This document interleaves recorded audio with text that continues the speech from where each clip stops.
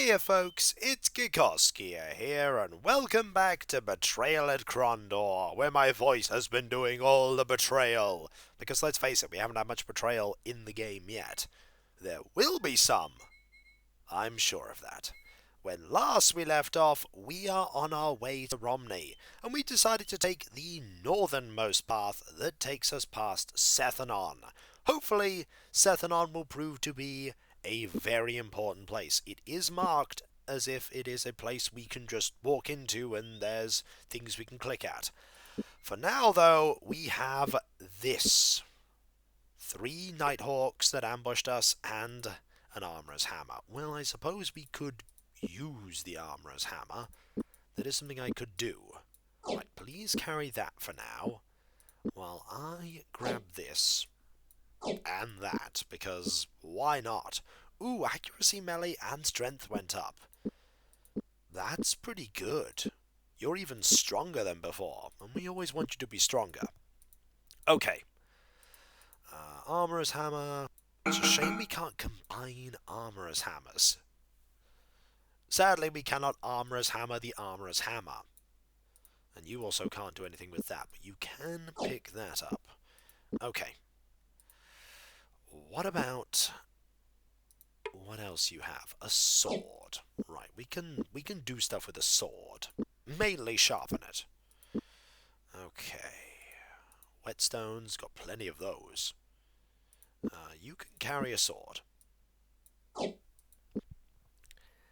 And that's the first person taken care of. You have a sword, and you have armor. Well, the sword we can deal with. You also can't carry anything. You also have this. You've basically got a lot of everything. So we could carry the armor. What else do you have? This final person. You have poisoned rations. We don't want those. If I bring the armor with us, like this armor, and then fix it up with this hammer, then we can sell the hammer. Ooh, armorcraft just went up. That's 90%. Do we press forward to Sethanon, or do we go... we have to go back. Like, this is the thing. We're barely down this road. It's not far to Crondor. We should probably head back. Here we go! Meow! It's also getting dark. We'll head west. We are now at the coastal reaches of the kingdom, which leads us straight to Tanner's, where we can sell literally nothing. But we can zoom all the way down to Krondor. And rest. My, do we need rest. We took a lot of hits from those Nighthawks. I don't know if they're actually Nighthawks or if they're fake Nighthawks, but they hurt like Nighthawks. So, selling. Excellent. Excellent. Excellent. And excellent. Can I sell this? Yes. I probably don't want to, though. Could I sell this? No. And that counters something. I'm tempted to sell these arrows. Like these ones. If I sell these arrows, I've got these arrows and these arrows and those arrows. We got rope, we have healing powder. Should have used the healing powder, honestly. But we do have plenty of rations. That is the one thing we have. Sell this. 7 royals, fine. 7 royals is good. Well, it's not good, but it is what it is. Give 1. Give 1. So now you're at stacks of 14 rations. And... we could haggle. We should haggle. Haggling is important. Also, your health and stamina, everyone's health and stamina went up. Another reason why you want to backtrack. Because health and stamina going up is only a good thing. Also, your haggling is not that good right now because you're so badly hurt. Ugh. Well, we should still get some increases. That is the hope, anyway. The reality is that we probably won't. And then sadness. Okay. Everything is becoming unavailable pretty quickly, which is good for our haggling. Yeah, when Owen gets really badly hurt, then he only has 82% or so accuracy with his haggling. Is it accuracy or is it effectiveness? It's probably effectiveness. But if it's a percentage chance to hit haggling discounts, I suppose it is accuracy. The quirks of a system. The quirks of a system. Right. A little bit more haggling. Just a little more. Just a little more. Okay, game. Any more? No. Good. Excellent. Haggling improvements for everyone. 85% for Gorath. 62% for you. Excellent. I can't disagree with that being amazing. So, back up here we go. This time when it gets to night, we're going to use some healing powder. And my, can we make some time. Okay. Let's get this healing powder. 1. 2. 3. And you know what? We're going to rest until healed. Which actually didn't take that long. Thank you, healing powder. Thank you, healing powder. Right. Back this way we go. Back going east. Hopefully the enemy's corpses are still here. That would be nice. Are they still here?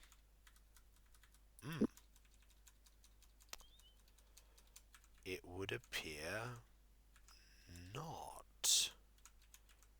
Huh. Looks like they're gone. Well, I grabbed what I could. I grabbed what I could. Guess we took a little too long getting to them. Oh well. There is this. This is very conspicuous. James approached the wooden stump cautiously. Seeing that it was hollow, he looked inside and found a shell. I mean, we'll take it. It's loot.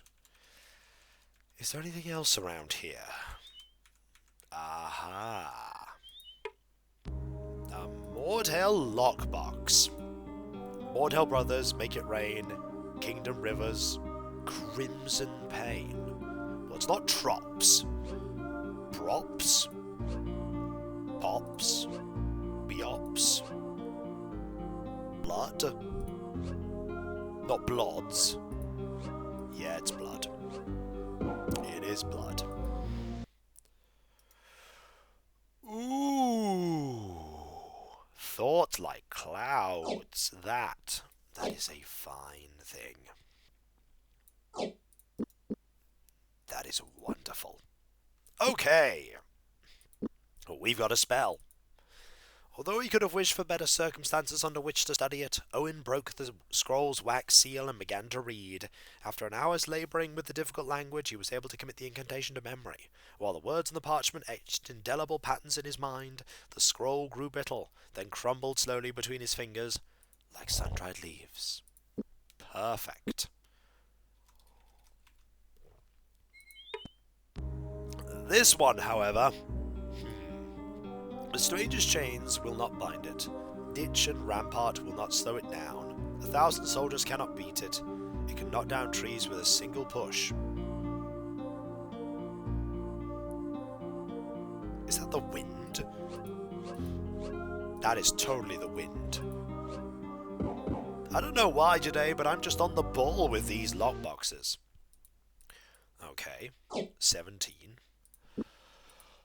Torches. I mean, we could take them. Another shell. And a crossbow. Not terrible. Okay. To Sethanon, then. Actually, to Restanon, because it's getting late. So, Sethanon is right there. Like, literally right there. We're also going to save.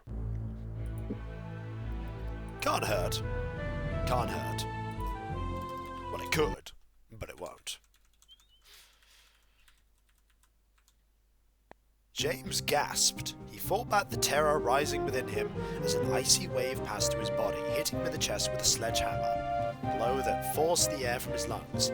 As he fought to catch his breath, he suddenly found himself under attack. That's the undead. Huh. That's worrying. Okay. This is a fireball situation. This is absolutely a fireball situation. Don't let it get close.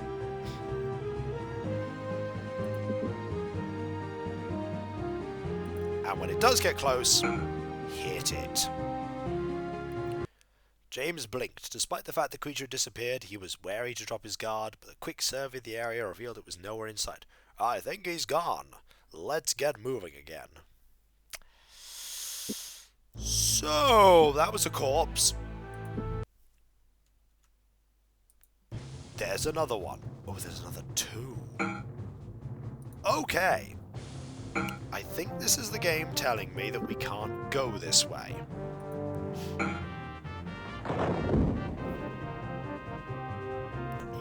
Yep. We cannot go this way. How about they? Can we deal with this one? Before James gets destroyed? Okay, that's one down. I suppose in a way this would be a pretty good place to grind experience, if it wasn't so dangerous. I want Skyfire. Items carrying metal. That sounds like a lightning-based spell. I want to transfer some health over to you. Oh yes. Desperately need to transfer health over to you. And that's good. The creatures had vanished. Fearful the creatures might appear behind, James spun. Might appear from behind, James spun, but found the menacing apparitions had indeed disappeared back to wherever they had come from. They're gone. Let's get moving again. So, bare bad news. I'm going to rest for a while. I'm going to rest until healed, actually. We have the rations. So, we can't go that way. Which means we can't get to Sethanon. Which actually kind of throws this route the loop. So I'm going to head back.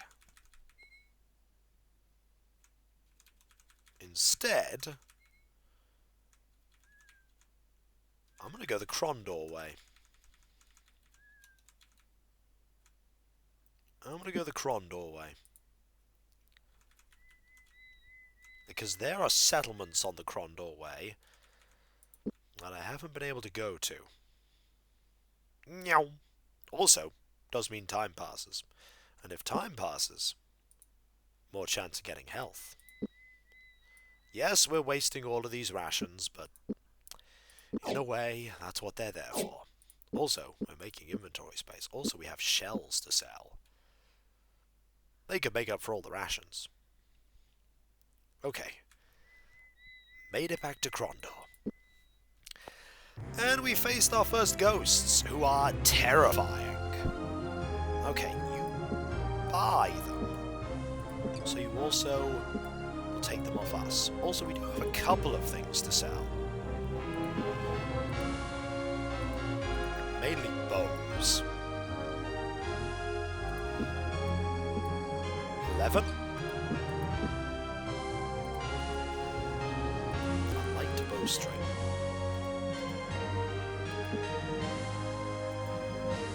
I don't think I need it right now. I'll keep it. Actually, I don't need it. I don't need it. I don't know why I'm planning on keeping it. I don't know why I'm planning on keeping those either. They are also useless.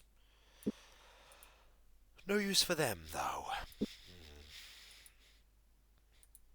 Could I sell them to you? No. Okay. We can haggle, though. That's important. Then we'll head this way out, to the east of here. Okay, haggling here. Haggling there. Oh no. Not done. There we go. And there we go. Just gotta haggle this away. We may find one of these keys at some point. We may not need to buy one. I'll be glad if that's the case. Okay. Done with all that. And out. And haggle. So I wonder if those apparitions are going to disappear when the plot demands we go to Sethanon.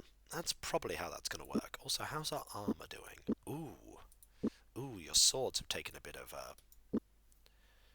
damage. We can fix that. We can fix that. There we go. 99. And 99. Also, ooh, 97%. We are very close now, folks. Very close. Also, 99. Excellent. Excellent. Just a couple more percentages on weapon craft. Okay, now we're going to head east.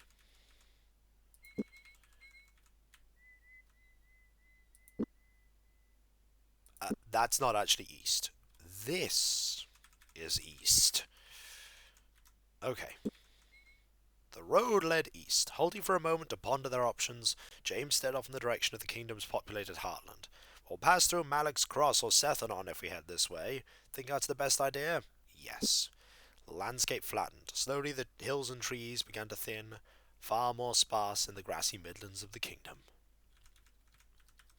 And right away, we have Darkmoor. Great.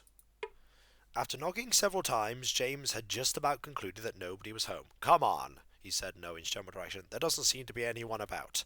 Just as he was preparing to leave, a shuffling sound inside the house caught his attention. Hello? Is anyone there? He shouted. For several more seconds he heard nothing but silence, and again he was about to leave. This time a hoarse whisper stopped his exit, though he couldn't make out what the voice on the other side of the door was saying. You'll have to speak a little louder. We're just passing through, but we'd like to talk to you. Come back when the sun is no longer in the sky, cried the voice, and I will tell you about the Rizalki. Hissing emphasis was placed on the last word. James tried to get some further information, but was greeted with naught but silence. Come on, let's get going. The Rizalki? A middle-aged woman met James at the door. Good day to you, he began. The sentence hung, unfinished in the air. Come in. My, aren't you fellows handsome? My name's Elizabeth. Are you married? My sister Caroline's a lovely young girl, and I think she'll be just perfect for you. Would you like to meet her? Well, never mind that now. Come in, come in. As the woman dragged them into the house, Gorath marvelled at the way she seemed to be able to talk without ever taking a breath. My husband would agree if he was here, but he works in the mercantile, you know. A store just down the road. Does pretty well for himself. That's why we have this house, too. He had this house built just for me. Can you imagine? I used to help him at the shop, but now he insists I stay all day long. Isn't he just the sweetest man? After several more minutes that felt like hours, James excused himself politely as they headed for the door. The woman called after them as they left, but they pretended not to hear. I think I know why he built that house. James hesitated. Considering the circumstances, I don't think it would be a good idea to come back to this place. We should leave. Abandoned. Ooh. Abandoned with 47 sovereigns and a crossbow? That's amazing. This place is big. What's in here? Ooh, a general... Ooh. I see skill books.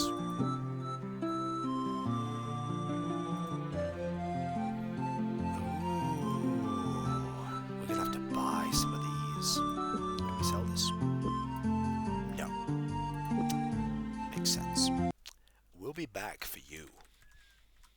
There's a well. Drawing some water from the small well, they drank greedily. Then, stopping only long enough to fill their pouches, they packed and prepared to leave. Great. Abandoned.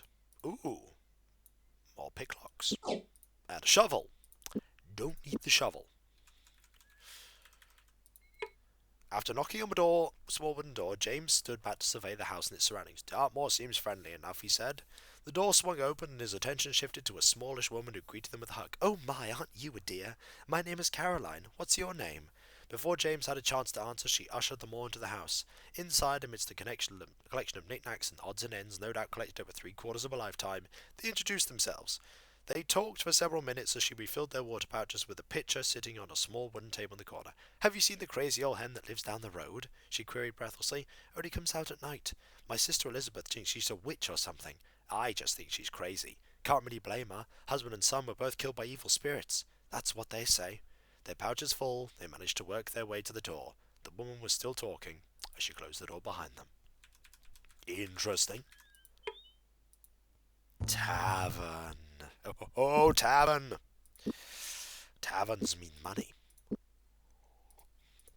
And this money could be used to get some skill books. Let's go in. Darkmoor's Rest. Within, the accommodations were humble. Several splintering tables had been jammed into a common room and arranged to accommodate perhaps 25 men. 30 of hunger pressed them. Greasy stains covered benches and walls, evidence of wild days past. Owen played. His fingers slid easily over the lute's fingerboard as he moved between chords of This Kingdom Mine, the notes filling him up as well as guiding him forward. Quietly, he began to sing the refrain. This kingdom mine, with my blood I've paid, to guard against all who oppose her. 105 sovereigns. 105. That was good.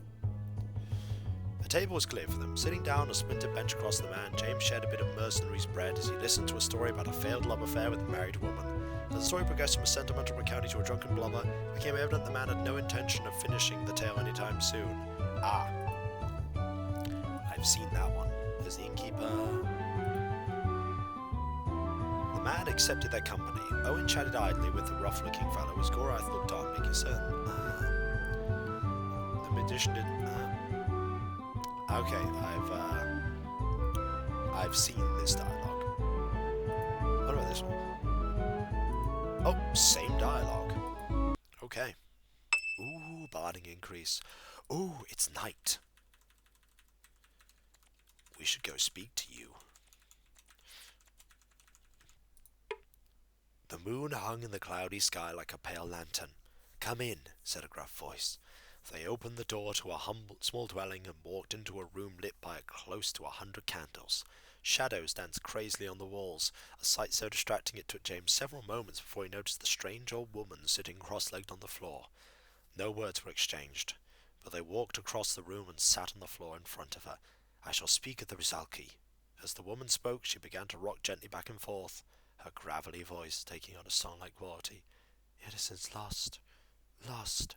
Spring blossoms robbed of carnal bliss, the goddess of death, their first kiss. Their first kiss. Candlelight flashed in the wetness of her eyes as she continued. They will shrink away from her touch. They hate her so, hate her so. Find the magic touch, or you too may feel her icy kiss. The woman's head dropped into her lap, and James got up to leave. He started to speak, but thought better of it. They left the house as quietly as possible. Well, we learned something there, didn't we? We learned something. Also, it's day. Also, there's a barn. The barn door was closed. The door was either stuck or someone had blocked it closed from the inside, though he suspected there was someone inside. No amount of coaxing could betray their presence. Okay, a little more of this town to explore. Not much left. There's the tavern. So, just this pair of houses remaining. James knocked on the door. After a few moments, a dough-faced woman answered, keeping one arm braced behind the door in case her visitors were less than congenial. "What is it you want?" Although she clearly was addressing James, her gaze danced nervously to the moat hell. "I've had enough run-ins with strangers of late. We were looking to get a bit of water, James started, but found the old woman had slammed the door. Yeah, it's not going to do anything. Ooh. A peasant's key. I will not say no. And so, when we come back, folks, we have things we could potentially buy. Skill books, to be exact. I don't know which ones I want, but they seem pretty good. Especially for you. If we can get one that has accuracy melee, we're buying that for you. Absolutely. Well, we're buying it for everyone. Also, your barding went up. Good to know. Really should have actually had barding highlighted, but there we go. And so, we'll get some books, and then we'll think about moving on to Malek's Cross. We're going to want to go there. And so, I'll catch you next time, folks, and I'll see you then. Later, and hopefully my voice will be better by then. Fingers crossed. Fingers crossed.